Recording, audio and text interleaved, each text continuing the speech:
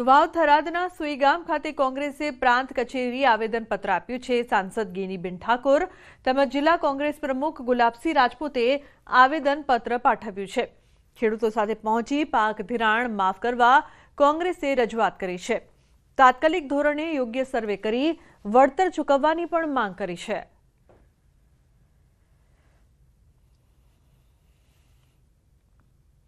હજી પણ ડીડીઓએ તારીખો જાહેર કરી હતી કે આ તારીખથી આ ગામની અંદર સર્વે કરવા માટેની ટીમ આવશે ધોવાણની। આજે એને પણ 20 દિવસ થઈ ગયા, હજી સુધી ક્યાંય પહોંચ્યા નથી। પહોંચ્યા તો 5-10% પહોંચ્યા છે। સંપૂર્ણ રીતે ચોમાસુ પાક નિષ્ફળ છે। શિયાળાની અંદર પણ હજી ખેતરો પાણીના ભરેલા છે, એટલે શિયાળુમાં પણ વાવેતર થવાનું નથી। આવા ખરાબ સમયની અંદર મુશ્કેલીમાં જ્યારે ખેડૂત હોય ત્યારે એને ઉગારવો કે મદદ કરવાની જવાબદારી સરકારની હોય છે।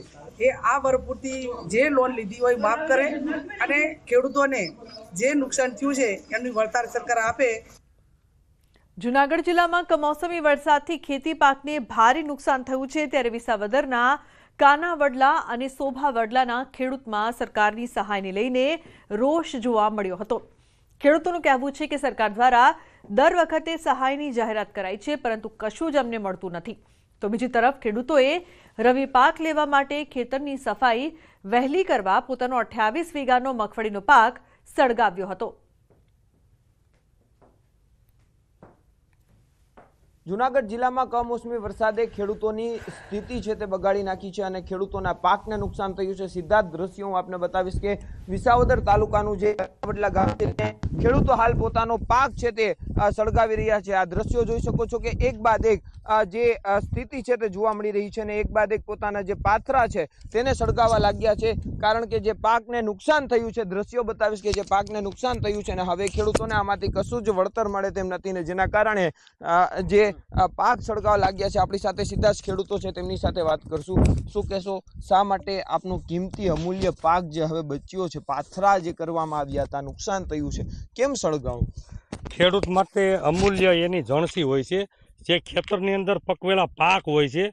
આજે પાક કુદરતના કારણે સદંતર નિષ્ફળ ગયો છે। અમે જે વાવેલું હતું ને એ અમને એવું હતું કે આજે થોડુંક મળશે, પણ એમાંથી નહીં, કુદરત રૂઠો। પણ અત્યારે સરકાર જે લોભામણી લાલચ કરે છે કે તમને સહાય મળશે, સહાય મળશે।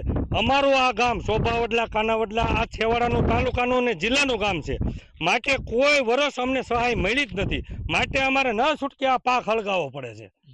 અને આગલા વર્ષે કરીને કઈ રીતની કેટલા વીઘામાં વાવેતર હતું? અમારે 40 વીઘાની મગફળીનું વાવેતર હતું।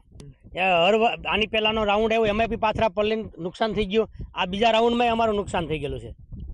સરકારે તો સહાયની જાહેરાત કરી એ તો 3 વર્ષ ત્યાં કરે છે, અને આગલા વર્ષે બી જાહેરાત કરી હતી। એમાં ભાઈ અમારું સોભાવડલા ગામ આવેલું હતું, કોઈ સર્વે કરવા આવ્યું નથી સોભાવડલા ગામમાં।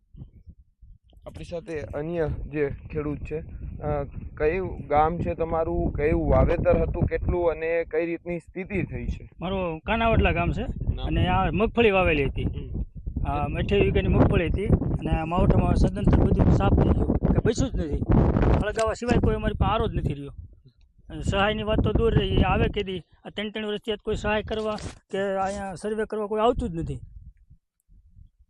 તો આ જે સોભાવડલા અને જે કાનાવડલા ગામના જે ખેડૂતો છે તે હેરાન પરેશાન થયા છે। ખાસ કરીને જે હજારો વીઘામાં આ જે વાવેતર કરવામાં આવ્યું હતું ને તે વાવેતર સદંતર નિષ્ફળ ગયું છે। સરકાર એક તરફ સહાયની જાહેરાત કરી છે, પરંતુ ખેડૂતો કહી રહ્યા છે કે સહાયની ફક્ત જાહેરાતો જ કરાઈ છે, પરંતુ કશું જ વળતર મળતું નથી ને જેના કારણે ના છૂટકે આજે પોતાનો પાક છે તે સળગાવવા લાગ્યા છે।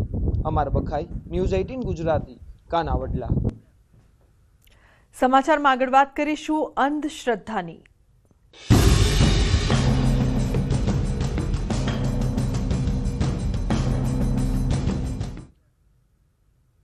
શું તમે ક્યારે સાંભળ્યું છે કે કોઈ પરિવાર મૃત્યુ પામેલા વ્યક્તિનો આત્મા લેવા હોસ્પિટલ ગયા હોય? આવો વિચિત્ર કિસ્સો દાહોદમાં સામે આવ્યો છે। ટેકનોલોજીના યુગમાં દાહોદમાં અંધશ્રદ્ધાનું જીવંત ઉદાહરણ જોવા મળ્યું છે। અકસ્માતમાં મૃત્યુ પામેલા વ્યક્તિના સ્વજનો આત્મા લેવા હોસ્પિટલ પહોંચ્યા। મધ્યપ્રદેશના સ્વજનો તાંત્રિક લઈને હોસ્પિટલ પહોંચ્યા હતા। પૂજા વિધિ કરી સફેદ કપડામાં તાંત્રિક ધૂણતા ધૂણતા આત્માને લઈને નીકળ્યા। આત્મા લઈને રસ્તા પરથી નીકળતા કુતૂહલ સર્જાયો હતો। 3 મહિના પહેલા અકસ્માતમાં ગંભીર ઈજા થતા દાહોદની ખાનગી હોસ્પિટલમાં ખસેડાયો હતો. આપણે કઈ સદીમાં વિહાર કરીએ છીએ. આપણે ચંદ્ર ઉપર મંગળ ઉપર વસવાટની તૈયારી કરીએ છીએ, એઆઈની સિદ્ધિઓની વાતો કરીએ છીએ, ત્યારે માનસિકતા તો 16મી સદીની છે. એટલે આ પરિવારની સામે વિજ્ઞાન જાથા અને તાંત્રિક સામે કાનૂની કાર્યવાહી થાય, નવા વિધેયક પ્રમાણે ગુનો દાખલ થાય, તે સંબંધી ઠોસ કદમ જાથા કરી રહ્યું છે. આ જે આત્મા સંબંધી વાતો કરવામાં આવે છે સદંતર બેબુનિયાદ, બોગસ અને અતાર્કિક અને અવૈજ્ઞાનિક છે. વલસાડના વાપીમાં તસ્કરોનો આતંક યથાવત છે. વેકેશનના માહોલ વચ્ચે તસ્કરોએ વાપીના ચલા વિસ્તારમાં આવેલી રોયલ ડ્રીમ સોસાયટીમાં ચોરી કરી હતી. અડધી રાત્રે ત્રાટકેલા તસ્કરોએ બંધ ફ્લેટને નિશાન બનાવી ઘરમાં રહેલ સોના ચાંદીના ઘરેણાં અને રોકડ રકમની ચોરી કરીને ફરાર થઈ ગયા હતા. સાથે જ આ જ સોસાયટીમાં આવેલા અન્ય એક ફ્લેટને પણ તસ્કરોએ નિશાન બનાવ્યું હતું. અડધી રાત્રે ચોરી કરી અને તસ્કરો ફરાર થઈ ગયા હતા, જે બાદ લોકોએ પોલીસને જાણ કરતા વાપી ટાઉન પોલીસ સ્થળ પર પહોંચી તપાસ હાથ ધરી હતી. અમારે ગઈકાલ રાત્રે ચોરી થઈ છે, એટલે અમારે બે ફ્લેટમાં ચોરી થઈ છે. અમે સવારે 4 વાગે વાપી પોલીસ સ્ટેશનમાં કમ્પ્લેન કરી છે.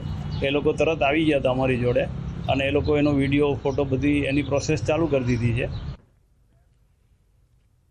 યાત્રાધામ અંબાજીમાં 10 મહિના પહેલા 89 જેટલા કાચા પાકા મકાનોના દબાણો દૂર કરાતા લોકોમાં ભારે રોષ વ્યાપ્યો હતો.